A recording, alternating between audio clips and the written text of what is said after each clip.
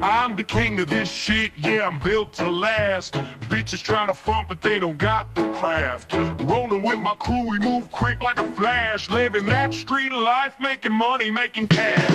I hate your team, they just wanna crash. But I'm balling on a level, yo, I'm sipping on that sass. Smacking off the podcast, don't you step to me. Talking all that noise, but you're just a parody. Fuck your mama, know you hate my clarity. We live in thug life, that's the reality. I'm the voice of the streets, I'm the absolute truth. Got these fuckers shook, they just playing the sleuth. You claiming that you tough, but where's your proof? I'm flexing all these wannabes, I'm the living proof. Hard street living, always rolling deep. In the shadows making moves, never lose my sleep. My rhymes hit hard like a punch from the street. So fuck with me, you know you can't compete. Stacking off the podcast, don't you step to me. Talking all that noise, but you're just a parody. Fuck your mama, you know I did. We live in thug life, that ain't no shit.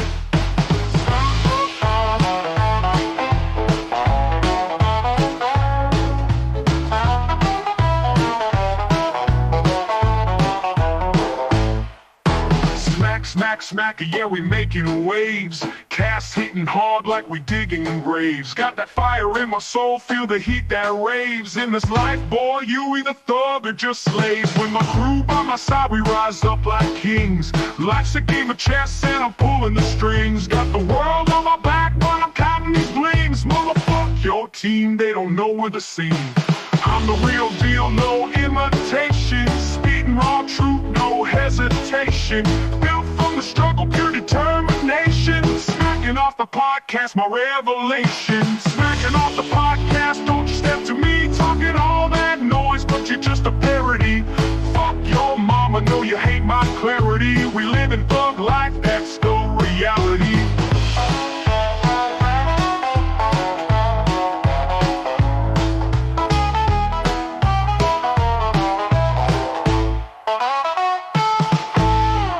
I'm the voice of the streets, I'm the absolute truth. Got these fuckers shook, they just playing the sleuth. You claiming that you tough, but where's your proof?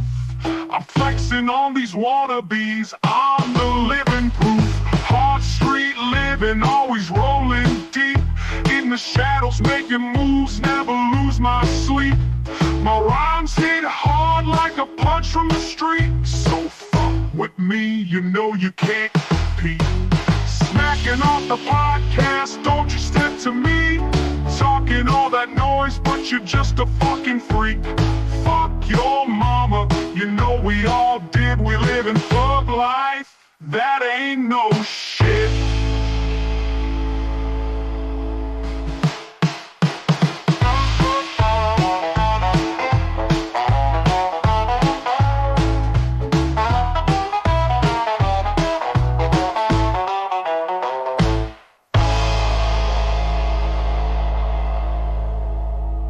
But you daddy don't like.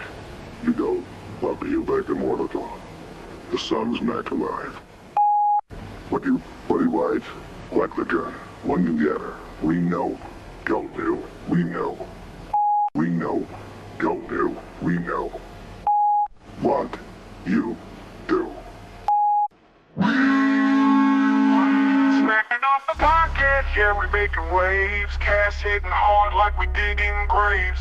Got that fire in my soul, feel the heat that raves. In this life, boy, you either thug or just slaves. With my crew by my side, we rise up like kings. Life's a game of chess and I'm pulling the strings. Got the world on my back while I'm counting these blings. Motherfuck your team, they don't know where to sing. I'm the real deal, no imitation. Speaking raw truth, no hesitation. Built from the struggle, pure determination. Smacking off the podcast, my revelation. Smacking off the podcast, don't you step to me. Talking all that noise, but you're just a fucking freak.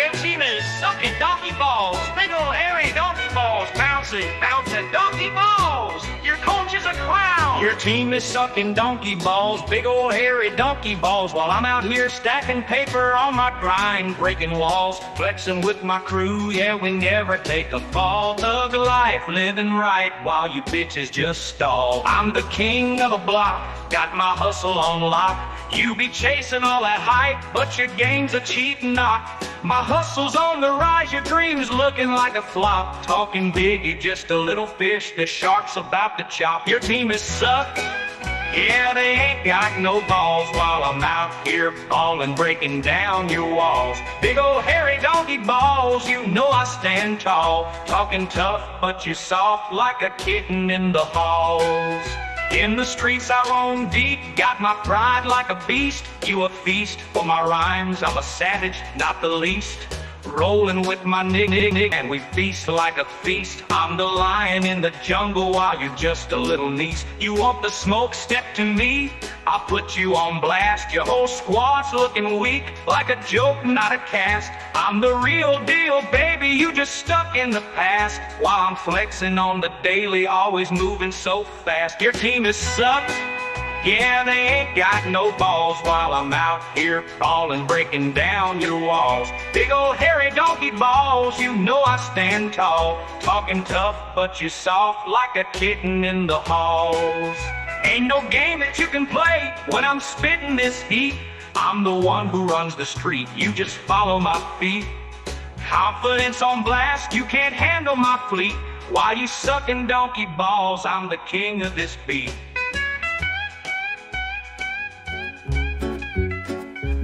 The dusty road they roll, big and bold like they've gotta go. Bouncing high, then low, then gone where they go. Oh, hang on. Donkey balls bounce, they don't play fair. Up in the trees, now they're in the air. Scaring the kids, smoking the crows. Where the land, nobody knows. What hit the barn made the rooster squawk. Another hit a car, set off the alarm clock. They got no chill, they got no shame. Each bounce louder than a hurricane. Round and wild, they own the night. Gravity's got no dog in this fight. Spin and tumble, a rebel's creed. They don't stop, they just proceed. Donkey balls bounce, they don't play fair. Up in the trees, now they're in the air. Scaring the kids, smoking the crows. Where the land, nobody knows. One hit the barn, made the rooster squawk. Another hit a car, set off the alarm clock. They've got no chill, they've got no shame. Each bounce louder than a hurricane. Round and wild, they own the night. Gravity's got no dog in this fight. Spin and tumble, a rebel's creed. They don't stop, they just proceed. Donkey balls bounce, they don't play fair. Up in the trees, now they're in the air. Scaring the kids, smoking the crows. Where the land, nobody knows. So if you see them rolling by, better duck, or at least say hi. Donkey balls bouncing, causing a scene. The wildest show you've ever seen. Your team is sucking donkey balls, big ol' hairy donkey balls. Bouncing, bouncing, donkey balls. Your coach is a clown.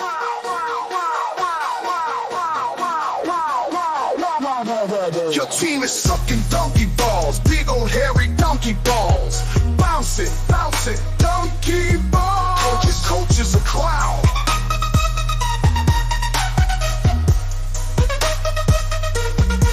Your team is sucking donkey balls, big ol' hairy donkey balls.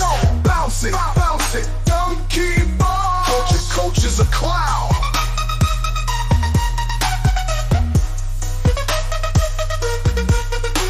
Your team is sucking donkey balls, big ol' hairy donkey balls. Bouncing, bouncing, donkey balls. Donkey balls. Your coach is a clown.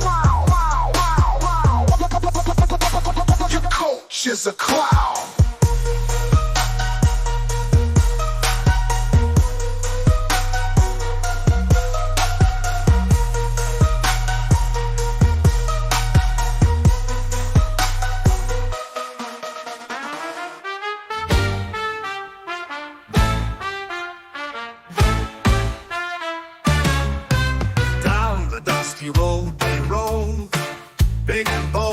like they've gotta go.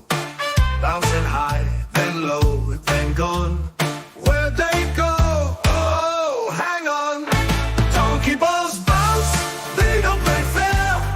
Up in the trees, now they're in the air. Scaring the kids, spooking the crows.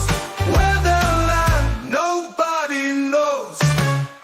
One hit the barn, made the rooster squawk. Another hit a car, set off the alarm clock. They've got no chill, they've got no shame. Each bounce louder than a hurricane. Round and wild, they own the night. Gravity's got no dog in this fight. Spin and tumble, a rebel's creed. They don't stop, they just proceed. Donkey balls bounce, they don't play fair.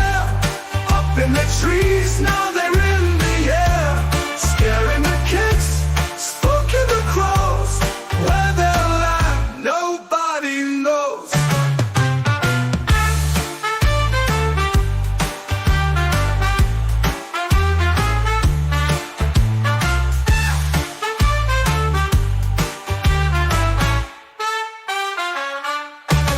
So if you see them rolling by, better duck or at least say hi.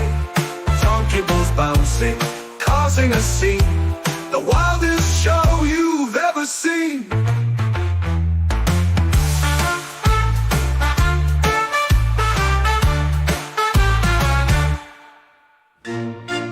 These motherfuckers right here. Yes, these motherfuckers right here. Fuck 'em. We don't want to talk about them. It's getting boring as fuck.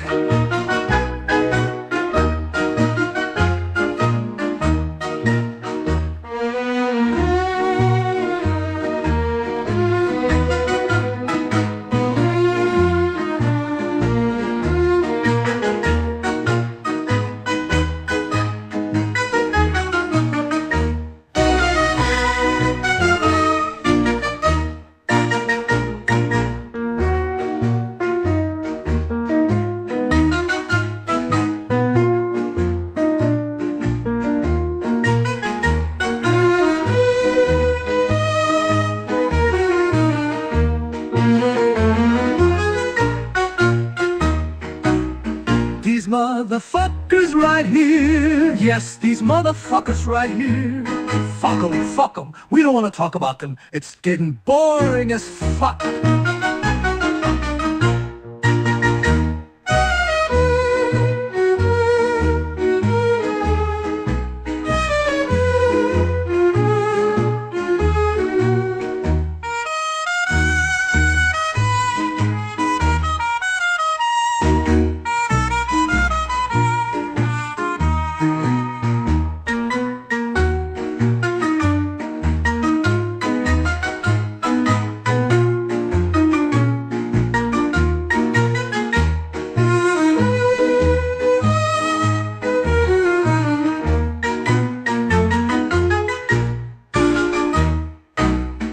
These motherfuckers right here. Yes, these motherfuckers right here. Fuck 'em. We don't want to talk about them. It's getting boring as fuck.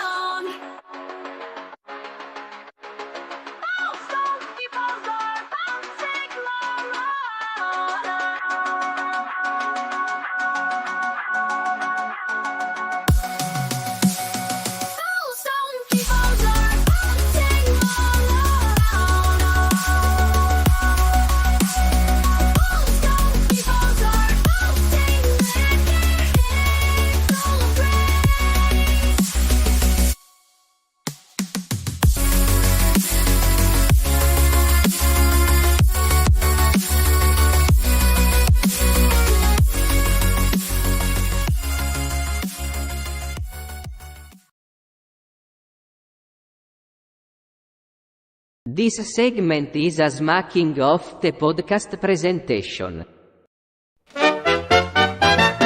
Your Your team sucks, donkey balls, and it's such a sad story to tell. Your team sucks, something fierce, and your coach sucks as well. The football world is laughing, cause your team takes the cake. They're all making fun and laughing at your games.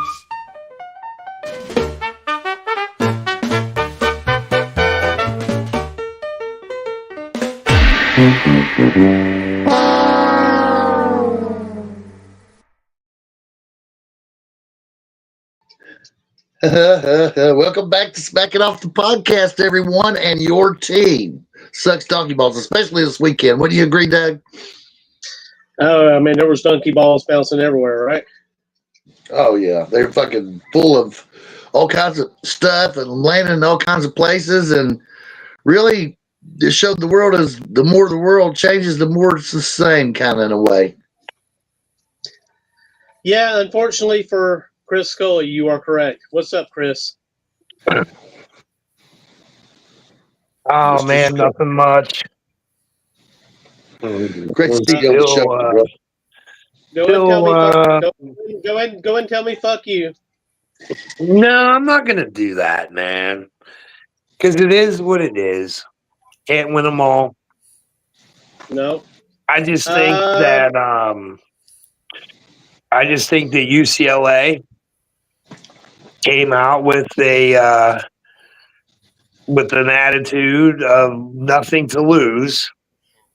Right. And I think after they scored the first touchdown and that onside kick, that was the telltale sign of like, hey, we're going to play with you with nothing to lose today. So let me tell you the flip side of this story. All right. So Bruce Martinez's Washington Huskies, they traveled cross country as well to play the Maryland Terrapins. Am I correct on that, Bruce? Oh, you bet. And they figured out how to fucking win, Chris. Yeah, I saw that. I saw that. Those miracle games, Chris. It was one where I thought we're getting our ass handed to us clear into the third quarter. You know, they dominated us in every way possible. Treated us like poor stepchildren. So come off the mat. I thought Penn State is in some ways noted for that, but boy, they sure rolled over. Well, yeah. Here's the thing, right? Penn State has always been, even in a Joe Paterno era, always a second half team. And being down, what was it? We were down 20 points going in the half. And I said, and we were getting the kickoff, second half kickoff. I said, as long as we go down and we score on this first drive of the second half, I said, we'll have the opportunity to come back. But like I said, UCLA just had that, we got nothing to lose. We're 0-4. They just fired their head coach and offensive coordinator. I mean, they really had nothing to lose. You know what it is, Chris? It's what the French call a certain – I mean, I don't know what they call it, but the French have a name for it, I'm sure of it. Doing a moi. Je ne sais quoi. Yes. Je ne sais quoi, yeah. Yeah. There was something about it, right? Is that what you're saying? There was a certain something. And it was about UCLA having that essence. So I'm just quoting Dr. Evil. Dr. Evil mentioned it on he mentioned it on Austin Powers one time or whatever. He said what the French call a certain, I don't know what it's called. He didn't know what it was called, but he knew the French said it. Yeah, well, that's exactly what je ne sais quoi means. Je ne sais quoi says, I don't know, but it's something, right? So what it really means is it's got a certain something about it, but you can't put your finger on what it is. Because are we saying that Eliam Aluva or whatever his name is that they picked up from Tennessee was some kind of masterful, great quarterback and have all of a sudden woke up? Or I think to Chris's point, I think they come in and showed Penn State that they were ready to play football, and they didn't expect that. They expected to go in there and establish the line of scrimmage and ground them to powder, but the UCLA come out, scores, and then kicks the onside kick and gets it, and the whole momentum is shifted. So now your whole mindset, you're behind the ball. Dude, and a lot of people really don't consider how much momentum means in the game. Now, here's the thing, though, right? We just lost to Oregon in a very upsetting, in an upsetting fashion. Okay, in a game that y'all could have won. Yeah, we definitely could have won, right? So we do that. We got to travel 1,900 miles to go play UCLA at the Rose Bowl. Then, okay, you got to understand something. That game was on at 3:30, but for Penn State, it started at 11:30 in the morning. When the hell does Penn State really play ball at 11:30 in the morning, right? So I looked at that angle. Then UCLA comes out; they're all fired up. Now we did outscore UCLA in the second half. Hold up for a second, Chris. Your math ain't mathing. Yeah, it ain't that far apart. But yes, it is. California is 4 hours behind us. 4 hours. Okay, so I'm Eastern Standard Time. So what time did you say it kicked off for Penn State? Was it 3:30? Okay, yeah, so it would have been 11:30. It would have been 11:30 California time. Now, if don't get stuck to street, Colorado. Dude, listen, you have Eastern Standard Time, right? Then you have Central. Yeah, I mean, then Mountain, and then West. But your body I'm sorry, it's 3 hours. It's 3 hours. So your My body bad. clock I is said on 4. My fault. I said 4. It's really 3 hours behind. Well, no, hold on. If it's all right. No, I think you're right. I think it's 4 hours. Yeah, it's 4 hours behind. No, right? It might be 3. It may be 3. You may be correct. Eastern, Central, Mountain, Pacific. Eastern, so that's 4. Central, Mountain, Pacific. All right, it's 9:00 now here in Western Pennsylvania. Go to Nashville. It's 8:00. It would be 8:08. Then you're looking at Mountain, which will be 7:08, and then California it's 6:08. What time is it for you right now, Bruce? So that's 3 hours. 6:08. See, it's 9:08 here. So there's a 3 hour time difference. Yeah, not 4. Not 4. Yeah, that's right. Why I'm asking Bruce. So Bruce knows I think the problem is there's 4 time zones, but there's only three time zones. 3 hours difference. That's where I messed up. Yeah. My bad. All right, so let's open some doors, man. We got doors to fucking open, dude. We got to. Y'all want to open some? You better listen good. You can't win on the road. You can't win on the road. The donkey balls are lowering on your chin again.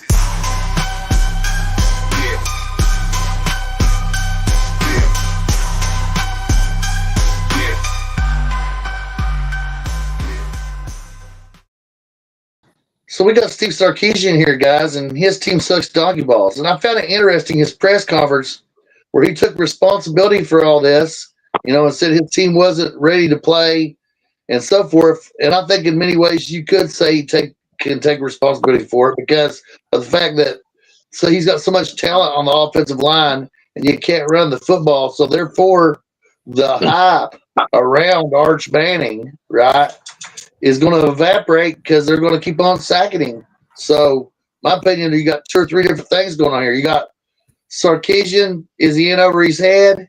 You got 2, is Arch Manning living up to the hype? And I say no. And then 3, with the talent on the offensive line in Texas, does it go back to Sarkisian that they're not dominating? Or does it go to that position coach? So, guys, I think they suck donkey balls. What do you think, Bruce? As far as Sark's up to it, I don't think Manning is. I frankly think that he's not a great quarterback. I mean, it's proven every week, every time I've seen him. You know, he was the second coming to his two uncles, and he's proved inefficient in almost every way that I see him. So as for maybe I'm a little bit harsh on him, but it's the truth. And I just look at it like the Alabama quarterback has steadily improved every single game. Every single game he's I agree improved. with that. He's just deadly. He throws a fast, crisp ball. I don't see that in Manning. I don't see him thinking very well. But you know, that's just me. I could be wrong.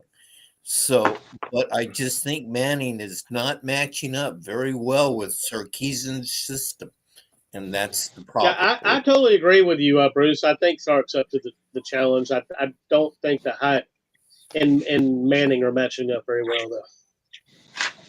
Well, and you could say that about the Clemson quarterback also, Kublik. I thought he would be much more efficient than he has been this year. What was that, Chris?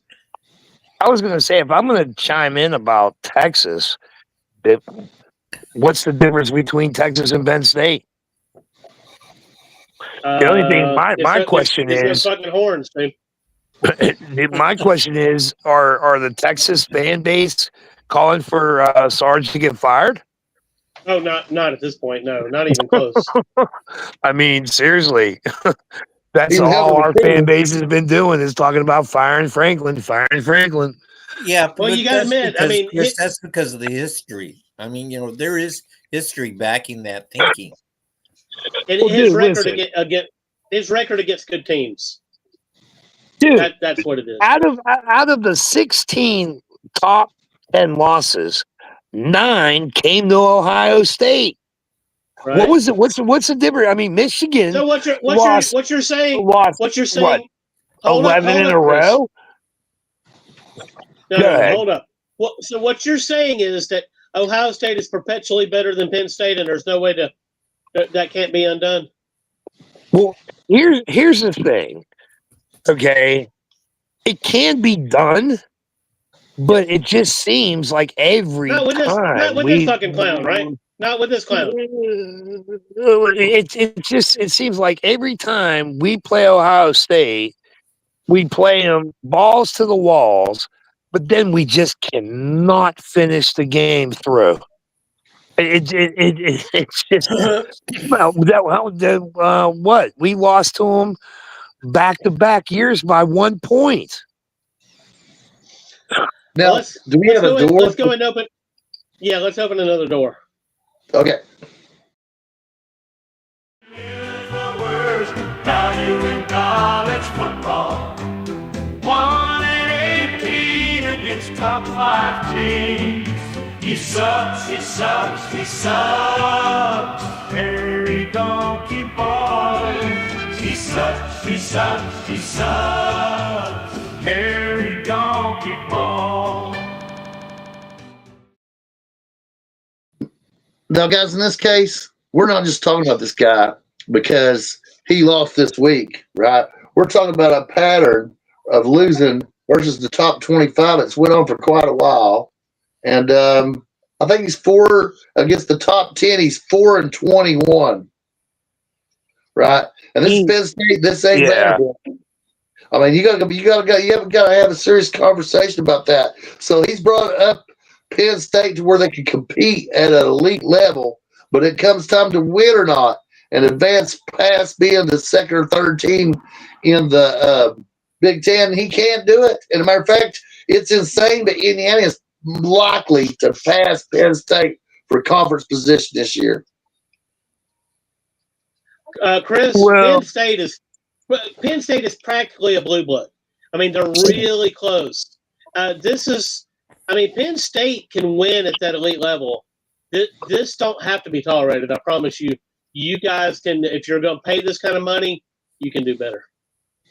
Yeah. Okay, here's the thing. All right, if you want to talk about firing Franklin is such a great recruiter, and his players seem to be loyal to Franklin.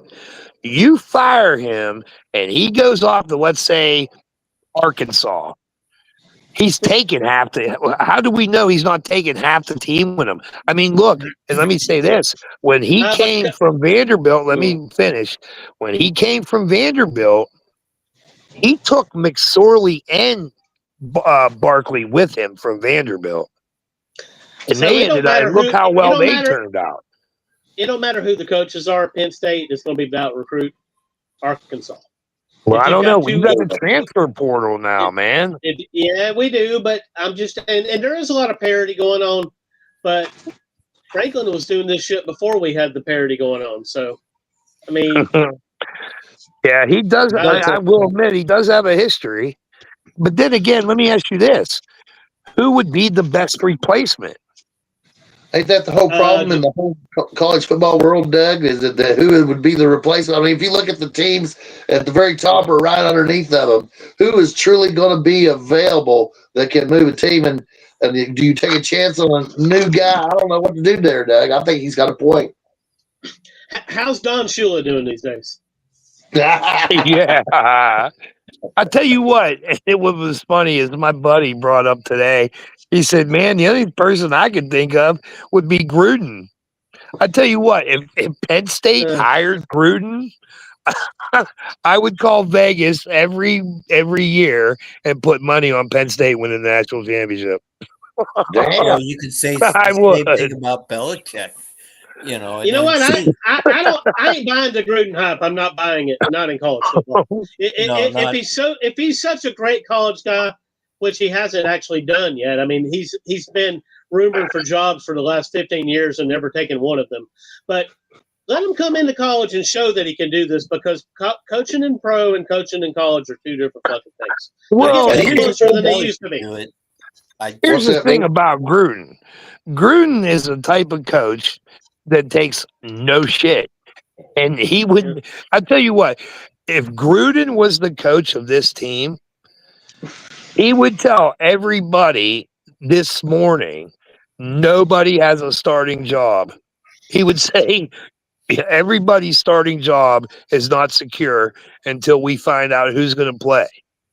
And he's a master motivator. Why can't Franklin Look do at that? Lou Holtz. Lou Holtz was a Lou Holtz was a master motivator. That's why Hold he up was now. successful at Notre Dame. Hold up, Chris. Lou Holtz is still alive. Well, he's not coming out of retirement to coach Penn State. That'll be for sure. The only person I could think of, and I was talking to our mutual friend, Mr. Golick, and I asked him, I said, well, you know, who would Penn State replace Franklin with? And the one name that stuck out was Matt Rule.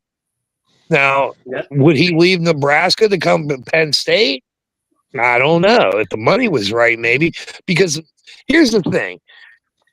The one thing that makes me still stand behind Franklin in a way, because he didn't toy with the Joe Paterno legacy on how that team was ran. He stuck with it. Now we get somebody new in there, then who knows?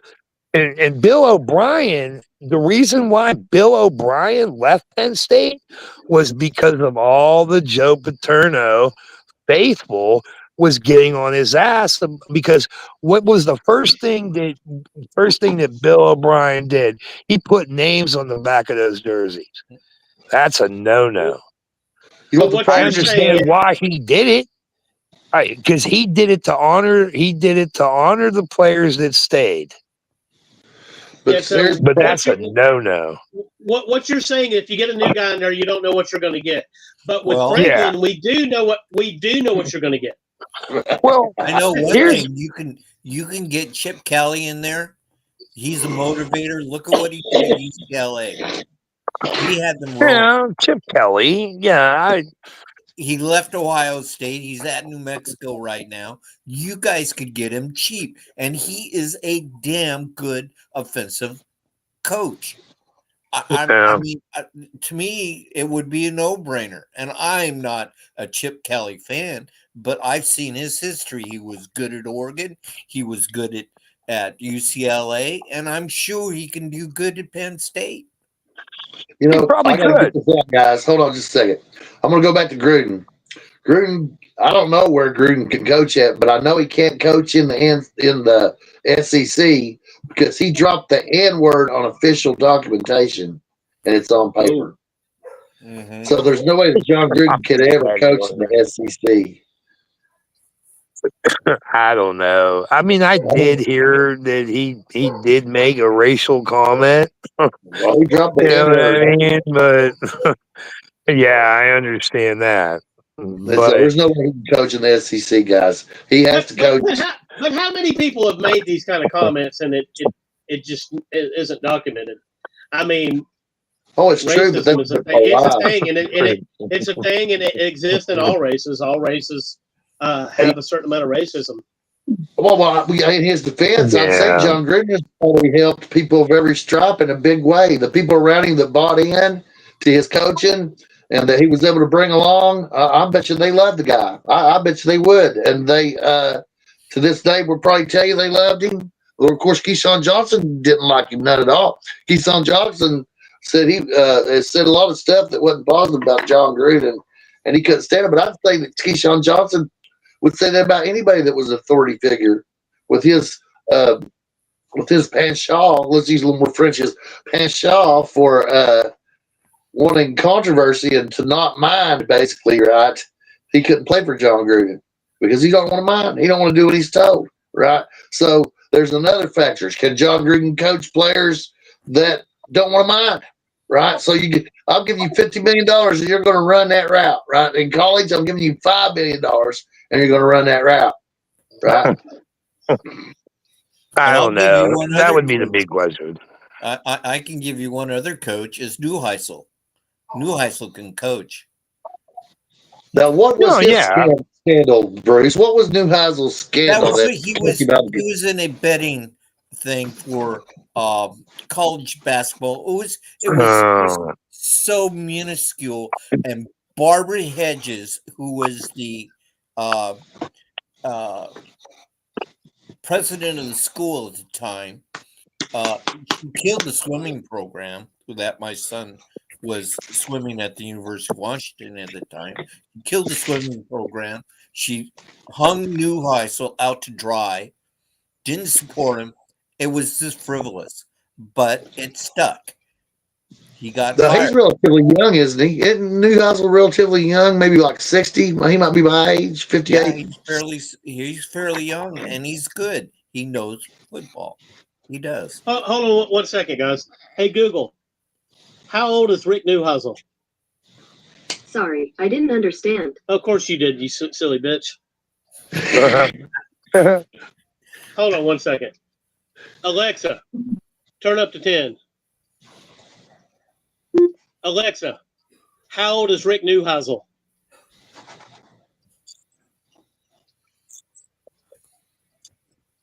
Uh-huh. You may have to type it in, Dad, because Born on September 14th, 1949. He was born in 49. Same age I am. He's 70-something years old. Damn, he's older than we thought.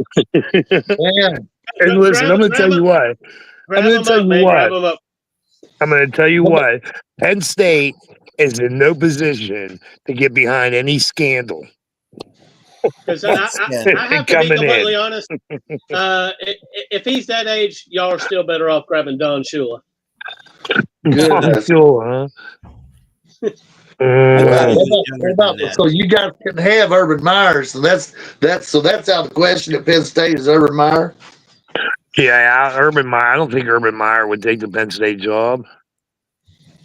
Yes. Now, is there anybody out there, any of you guys see, right, that looks like if they had the resources that they could compete for a natty that doesn't have the resources? How about Clark Lee at Vanderbilt? No, he's 64, gang. 64. He can coach 10 years.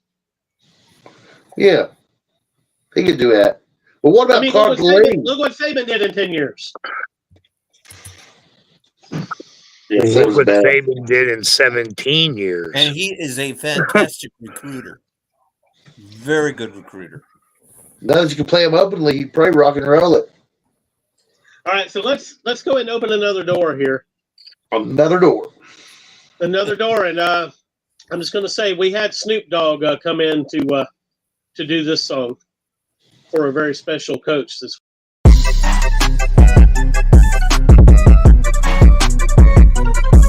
Step right up to see the biggest ass clown in all of college football. This guy, he's not just a loser, he's a skilled fuck up from head to toe.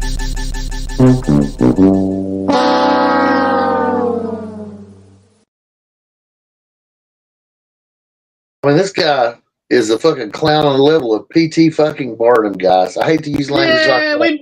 I might have overstated it just for the entertainment of the song, but yeah, it's definitely not it's not going to work. But he's waiting for a check. He's got a big one coming, a big one.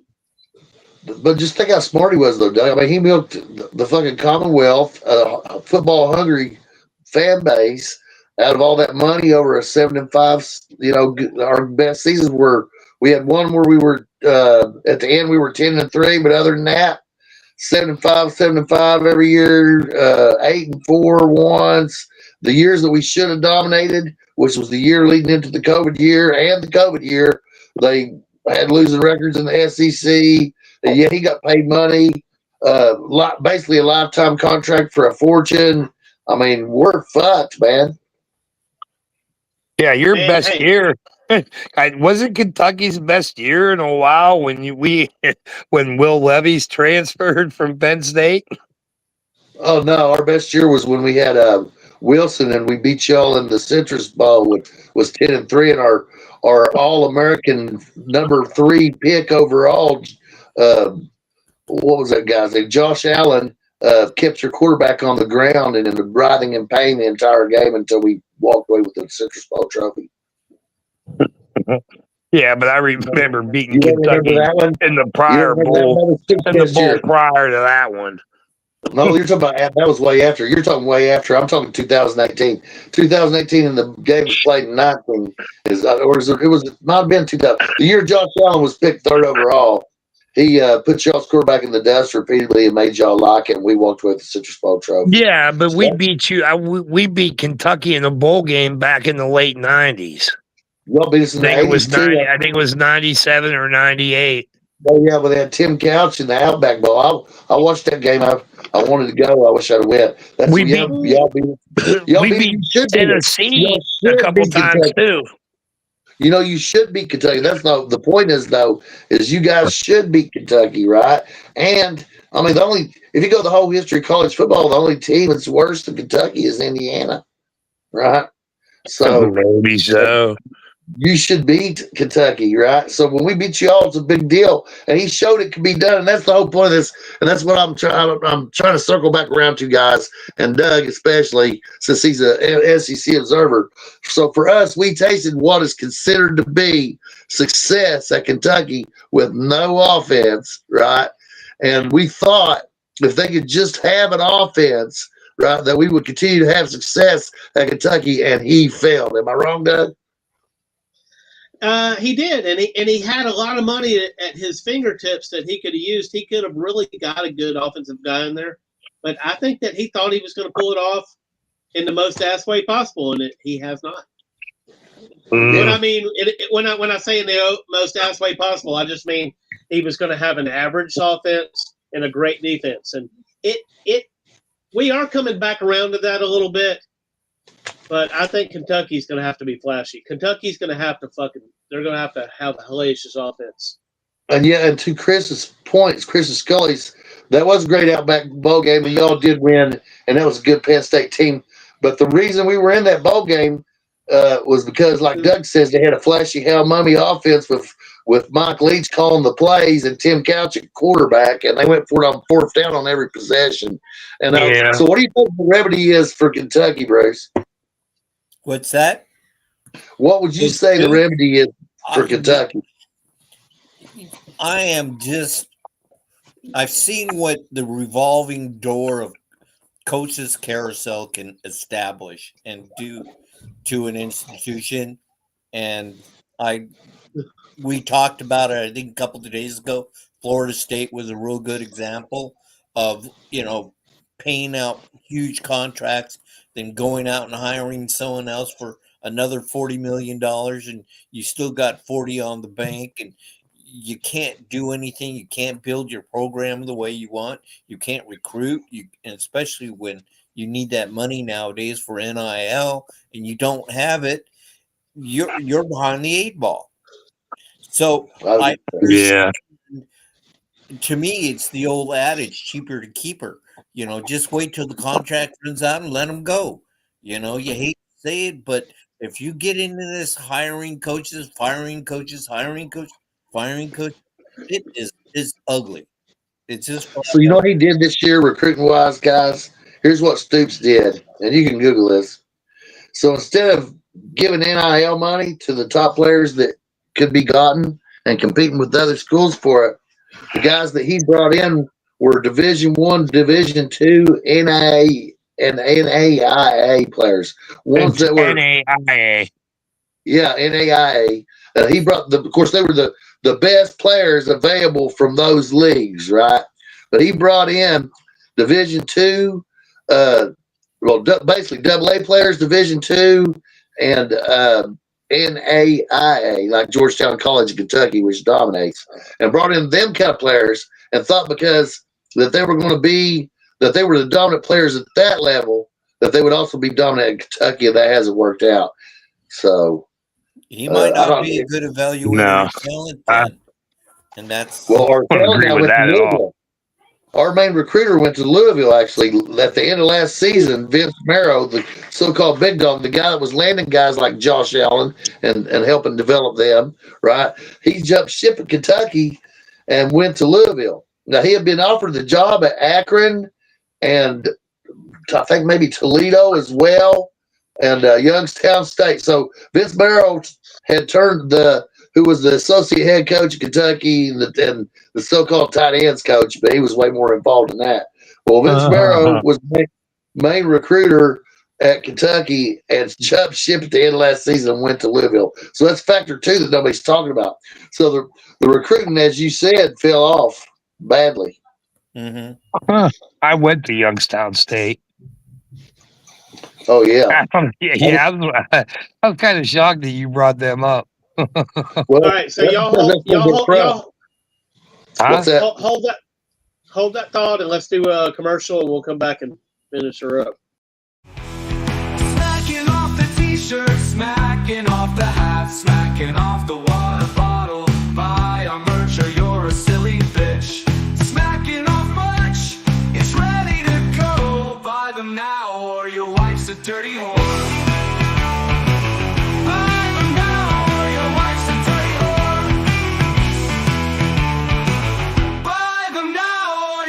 A dirty whore.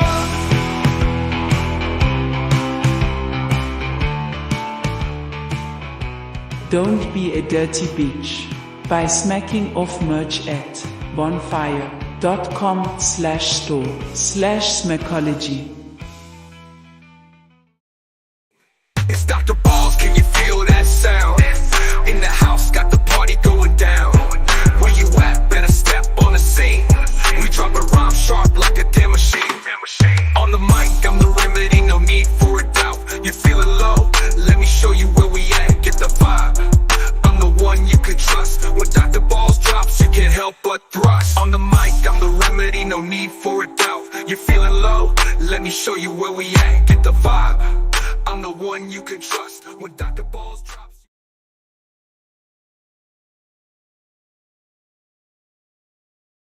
You are now watching the Smacking of the podcast.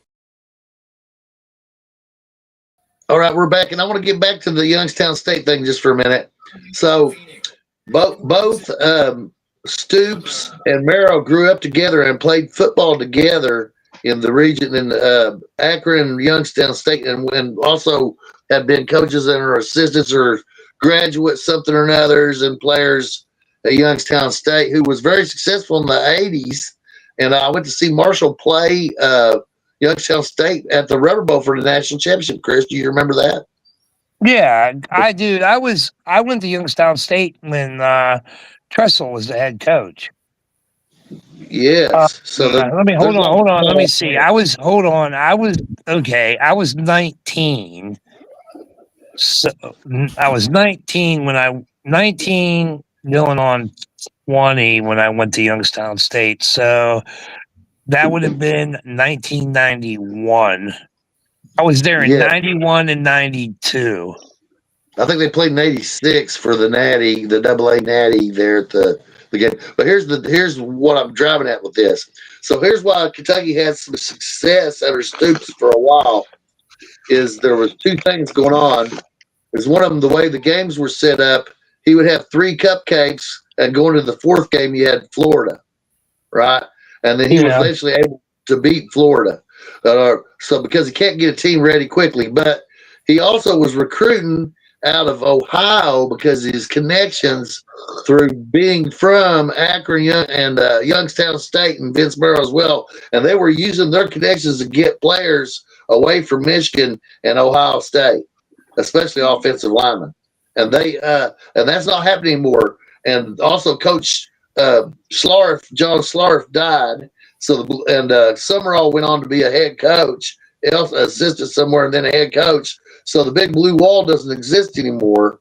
And now with 9 conference games, and of the 3 teams you got left, only 2 of those are cupcakes because now Louisville has your former recruiter.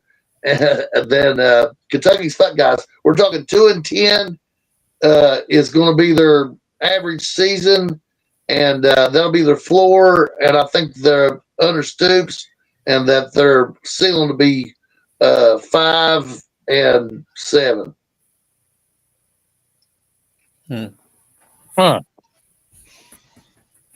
Because they got no recruiting, and we were winning Ohio. See, we've got big football here against Ohio, not just in the region of Kentucky that I live in, which we do. Yeah, so we're playing West Virginia and Ohio teams. It's part of our series, like Ironton, who's been a gigantic Southern Ohio powerhouse in the small schools, and Portsmouth, and up into Chillicothe in that region. And there's lots of great football there. And they were recruiting them guys. They were recruiting the guys from Youngstown State, the guys from the Youngstown area and Akron and Canton. They were getting guys from there. They were getting guys from the Cincinnati area, which spills over into Kentucky for 30 miles, right? And we also have a fan base in Southern Ohio, right? And we were winning those players, and we were also out recruiting Louisville. Well, now Louisville beat us at the end of last year. Our coach jumped ship to them, and now Louisville has out recruited us. So anyway you slice it, Stoops is a failure, and he needs to be gone.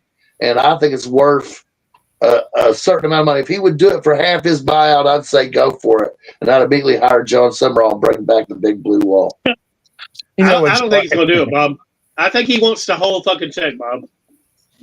How long more is he there in Kentucky? How many years? He's been there 10 years. He's been there since 2006. I think that 2005 was the last year of the Joker Phillips era. No, he ain't been there that long, has he? I think he has. I think it's been 2006. That's what's coming out. Let me look him up real quick.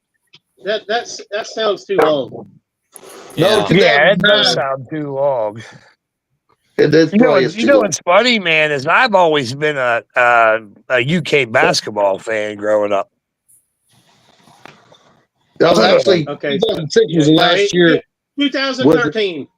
Yeah, 2006 was the last year of Brooks. Now my mind is clear. 2006 was the last year of Rich Brooks, and then it went to then went to Joker Phillips, and then Stoops replaced him. So you're right, Doug. But 13. Joker Phillips' era was awful. They were like, huh? That's a retread now. I mean, it's a worn out story. Yeah. Yeah. All right, so let's go ahead and open door number 1, and we have a dead man door this week. I wanted to put Stoops in there, but God, that check's big. I don't trust that Kentucky. I don't trust that Kentucky's going to write that check. I think they're going to get as deep as they can with it, or try to make him quit. All right, let's do it. 7 conference losses in a row. Well, the last 17 games you've lost. Hey, hey, hey, hey, your team sucks donkey balls. Big old slimy donkey balls. Big old hairy donkey balls. They do, they do, they do. Hey, they do. You know, he ought to get frequent flyer miles, Doug, as much as he's been on your team sucks donkey balls. You know, and as far as the dead man walking, he absolutely deserves it, right? Because of, No, you know, he's, just yeah, he's not a dead man walking. No, I don't. That's not the dead man door. it's not the dead man door. Yeah, so, No, that's so just, well, you know, that's the top door. Yeah, they ain't gonna fire him because, well, they might, because he does have a horrendous record against conference opponents. He's lost, I think, has he lost 7 in a row in the ACC? yeah, and they were highly ranked and stuff. I mean, that's the reason that I've got get so much glee out of this is that, you know, they go into the game against, they get lucky against Alabama. I'm with Bruce on this one. I mean, I think Bama They just, did not get lucky against Alabama. They outplayed Alabama. No, they I got watched lucky. that game. But that was the first game of the season, Chris. Granted, it was the first game of the season, but Alabama couldn't stop what they were doing. I'm sure they played now would be a different story. Maybe, yeah, it would be. but It would be a different story now, but I don't think they got lucky. I think that they beat Bama that day, but I think Bama was definitely underwhelming compared to what they have become at this point. well, let me say this real quick, okay? First off, you got to remember something. Florida State had revenge on their mind, and you were playing at Florida State, so it was. So Bama walking down into Tallahassee wasn't in their favor, especially when Florida State had revenge on their mind. Well, I would say I hope that they play again in the playoffs, but Florida State ain't going to the playoffs. This team is not good, and I'm embarrassed that Alabama lost to them. And Alabama's got questions to answer. Even if they went out, the Florida State loss is definitely going to be a shit stain on their record. Well, okay, they lost to Virginia and they lost to Miami. Who else? Who else do they have on their schedule? Just tell me this, Chris. When's the last time they beat an ACC team? Can you tell me? No, dude, it was definitely a long time. It was 2 years ago when they went undefeated. Yeah. So this team, beating Alabama definitely got the hype up, but this team is not worthy of the hype. I'm sorry, they're not. Well, what was Florida's? Can I ask what Florida's grind was against Alabama? Was it because they bumped them out of the playoffs for the championship? Dude, that was a revenge game. That was a total revenge game.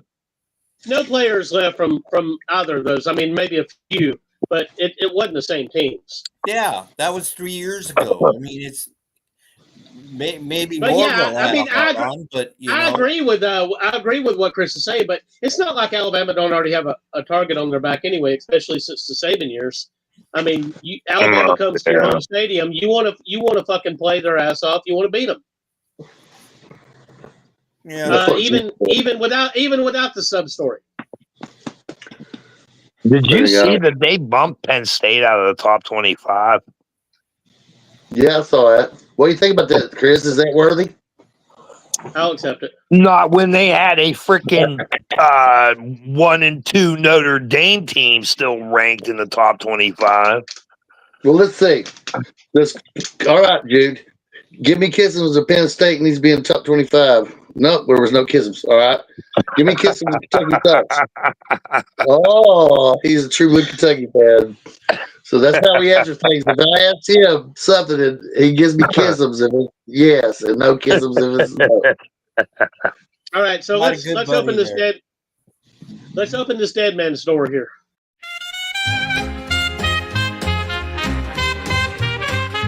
You're a dead man walking toward the unemployment line. Dead man walking.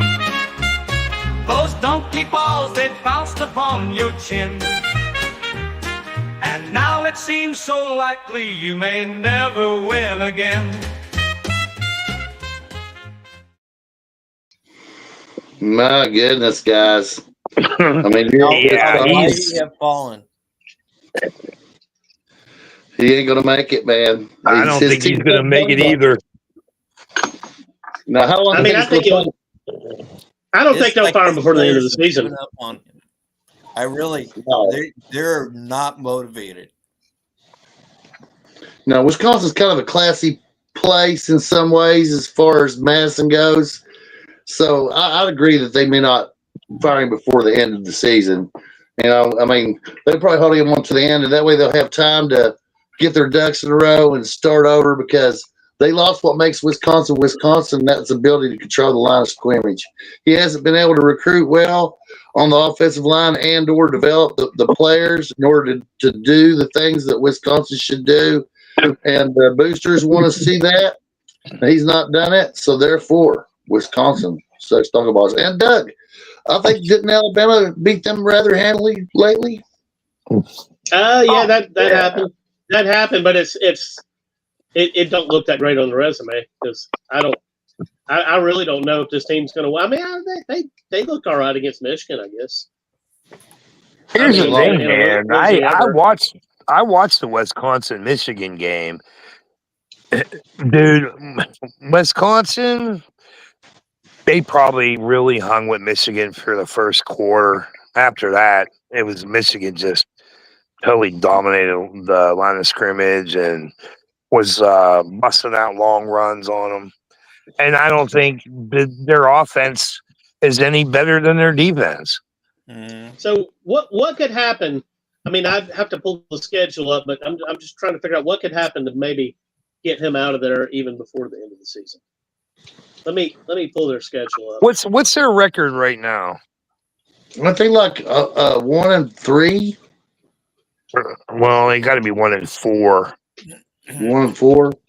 I think they beat one of their cupcake teams. Or maybe they might be. I think they might be 2-3. 2-3. So, guys, hey, how many teams are in the Big Ten? 14, 16. 16. 16. Are you sure about that? Because Wisconsin's 18th in the Big. Yeah, I thought it was 18. Yeah, it's 18 then. I thought it was 16. My bad. 18 teams? Jesus. We're like a super conference. The only leaders are Purdue and Northwestern right now. I tell you what, if Penn State loses next week to Northwestern, you won't hear me the rest of the season. Just saying. Chris Scully is on hiatus. He took a sabbatical from college football. I don't want you to hear, Chris. So Wisconsin is 2-3. Yeah, they're 2-3. I tell you what, can you read out their schedule and I'll tell you what to expect? Okay, so yeah, we'll just start where next game. October 11th, they are at home versus Iowa. That's a 50. That's a hold on. That's a flip of the coin. Yeah. Okay, so week after that, they host Ohio State. That's an L. All right. Week after that, they go to Eugene, Oregon, to face the Ducks. That's an L. Week after that, let's see. Yeah, no. They're off a week. They have an off week, and then when they come back, November 8th, they've got Washington coming to Camp Randall. That's an L. All right. Week after, they're going to Indiana. That's an L. Week after, they got Illinois coming to Camp Randall. That's November 22nd. That's an L. And last game of the year, November 29th, they're at Minnesota. Maybe 50-50. So they're looking at a 4-8 season, maybe 5-6 at best. So Ohio State, maybe That could be one of those games. Ohio State could beat them so badly that they just go ahead and make the change. Or maybe at Oregon as well. Ooh, he got another one. What's that now? Oh, we Are you just watching went up 2-0 on Detroit. Oh, you're watching the Mariners game. Second home run tonight. No, isn't Sean at the Mariners game? No, he lives down in San Francisco. But I know he's engaged. I don't know. He might be. He might have snuck up here. Oh, yeah, but he probably let you know that. But he's probably engaged in some kind of way because he was unable to be with us tonight. But I know he's been to a lot of baseball games lately. And the Mariners, what do you think? Any chance they'll win the World Series? Well, they needed to. They would have lost tonight. They would have gone into Detroit 2 down. And you don't want to do that. Nobody wants to do that.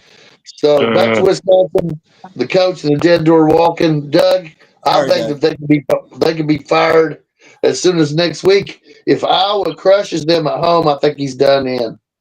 And I think I don't believe Iowa will crush them though. Iowa's not that caliber team.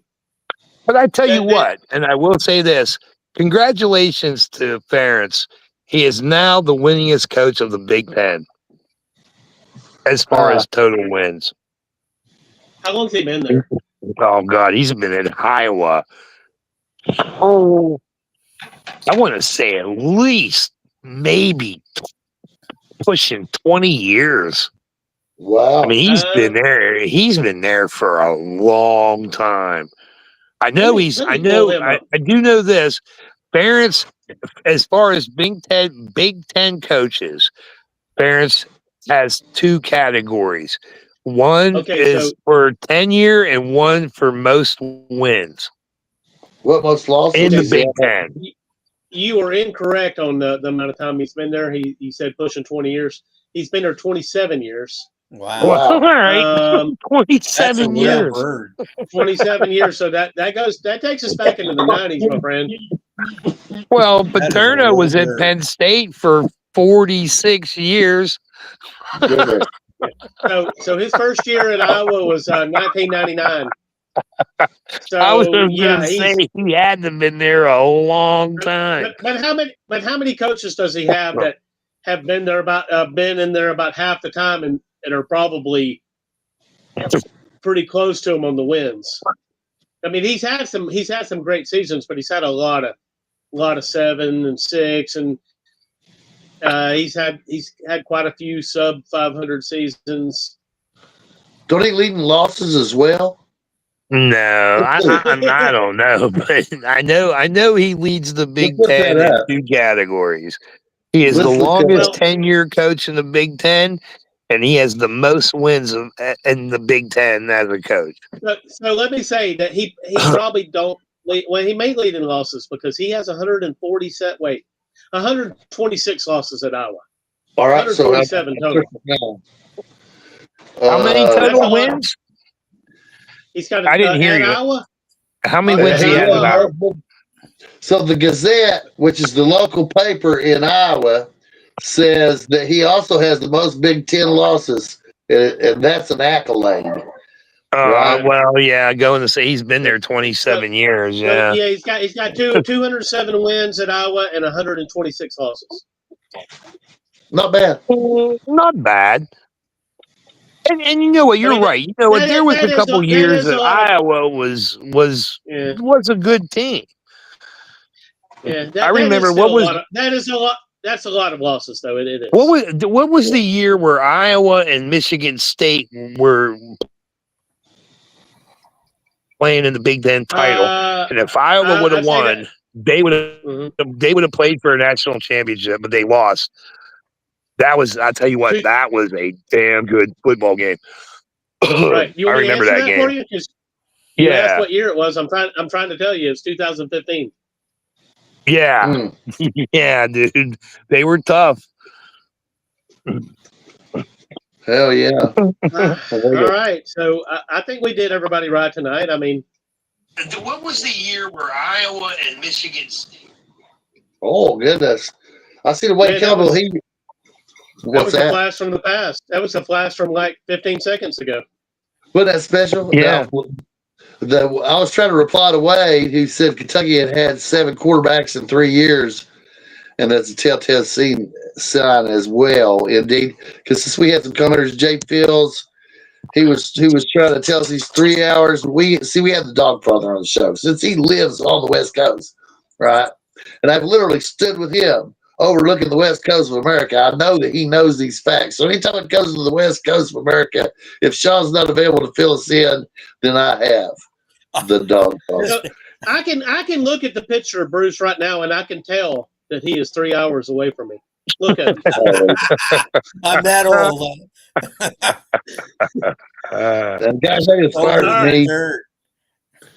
Do y'all have anything to throw in before we kick off this outro here? I got a question, Doug. Did USC play this week? No. No, I think they were off. They were off. Yes. Yeah. That's another dead man walking. Yeah, we're gonna start fucking. We're fixing to start fucking with him hardcore. Well, you know, speaking of USC, he's on the list. You know what? Speaking of USC and with James Franklin, they were hot on his tail a few years ago about getting him. Maybe they might take him. I think y'all should send him on over, man. If y'all can, they might take him. Off. That might save y'all buyout. They fired Franklin. I'm going to put my application in. Maybe they'll hire me. There you go. You can be interviewed by Gold. What do you got? Guess what? I'll tell you what, man. If I was James Franklin, I tell you what, that 6-hour, 5-hour flight back to fucking Happy Valley, I would have been nonstop, freaking on their ass. Well, I can say one thing. If I was the head coach of Penn State, I'd have been on their ass. At this point, I think they should have been on his ass. A poor reputation and is Mark Few for Gonzaga.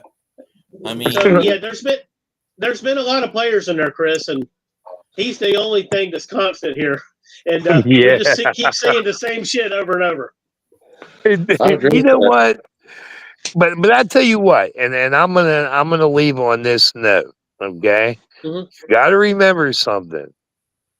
Back in 2016, we were 2-2 beginning of the year, right? Michigan was the only team that spanked us, and we were down to our third string linebackers that day. And the St. Mary's School for Wayward Girls could have ran 300 yards on that defense. Okay. So what happened in 2016? We were 2-2. We rebound, won out, won the Big Ten championship, and we got screwed out of going to the big BCS playoff game. Or what was it then?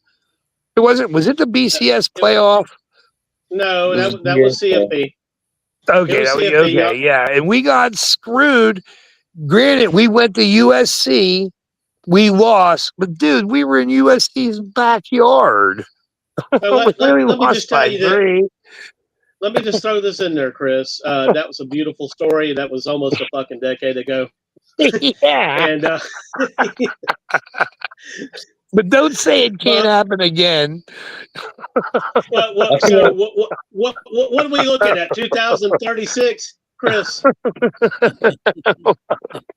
You know what's funny? You know what's funny is I did the math. If James Franklin stays as long as Joe Paterno did at Penn State, James Franklin will surpass Joe Paterno's 409 wins. That's because he only had 10 games a season when he started, right? So during Paterno, you're absolutely right. He'll never surpass the trophies, though. Bob, you got anything to say before we call it a night? Yes. I want everybody to like, subscribe, share, join, buy the merch, do everything it takes to get with Smacking Off the podcast. Good night, guys. Good night. Your team sucks, donkey ball. team sucks donkey balls. You're probably getting fired before the season's end, and even lose your wife and your asshole friend.